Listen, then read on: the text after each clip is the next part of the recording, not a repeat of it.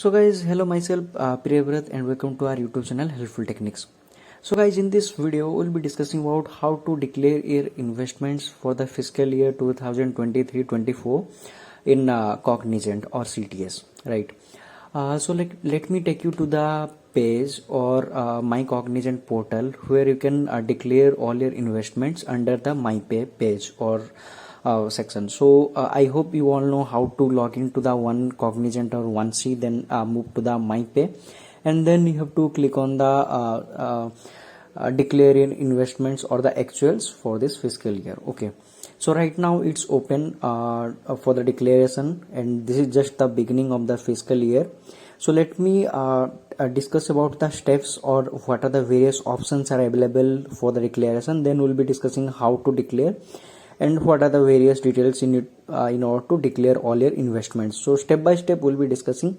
So I am requesting all of you to please watch this video till the end for more details. Okay, so basically there are two sections under which you will be able to declare all your investments. So the first one is under 80C and second one is the 80D. Okay, so if you see here, the maximum limit under 80C is 1,50,000, and currently the exemption left to be claimed is 0 because we didn't have any claim for this fiscal year yet. Okay, so under 80D, if you see, I hope most of the people know what are the various options are available under 80C.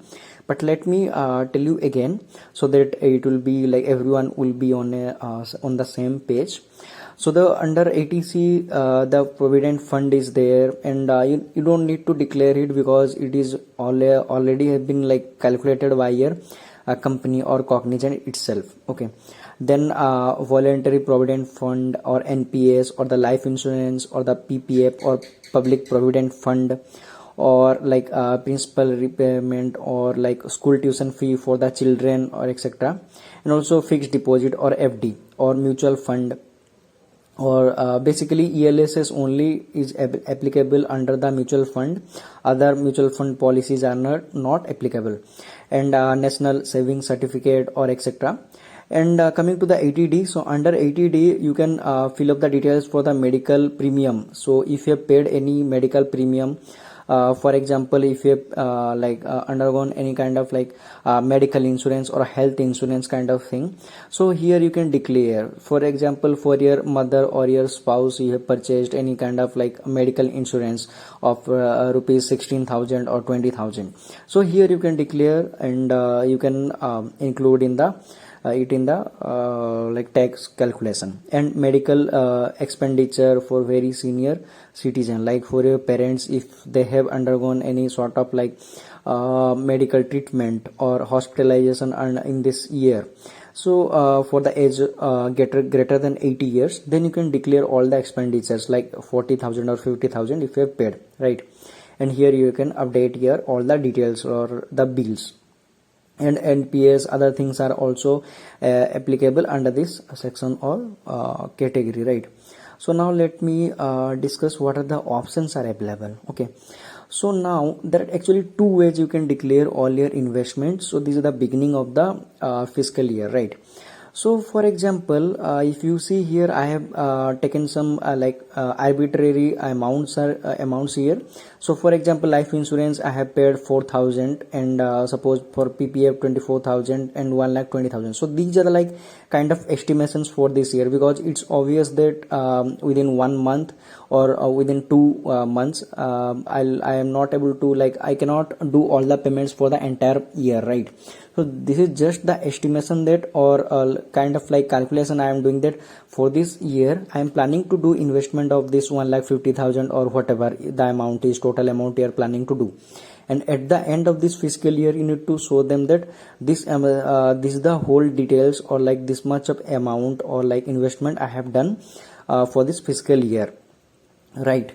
So now that two options are available for you. So if you have not started doing any kind of investment for any of these schemes or something or the sections, so simply you can do some estimations according to your areas of interest, here I have mentioned like this, and you can click on the submit, and later you can do the investments and whenever at the end of this fiscal year, whenever the portal is again open for the updates or the uploads, you can upload all your proofs or the payment details so that it gets approved, and here you will not get so that your salary will not be getting deducted, right?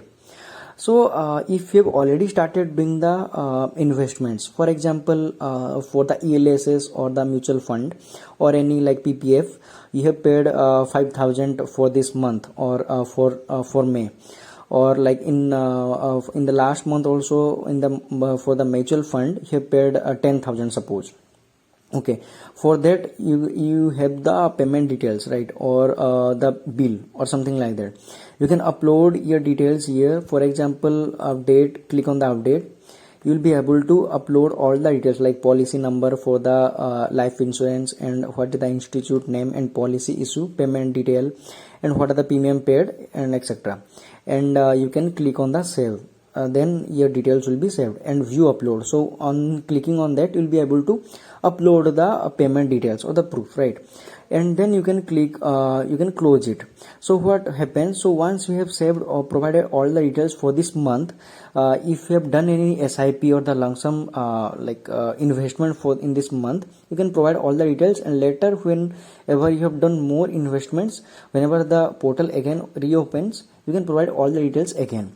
So if you have provided all the details here, or the estimations for this year, the investment estimations for this year, and then you can click on the submit the investment declaration.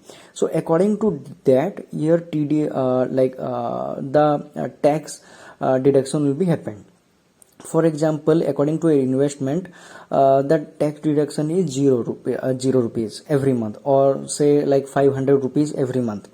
So right now 500 rupees will be your salary. From the salary, 500 rupees will be deducted towards this tax, right?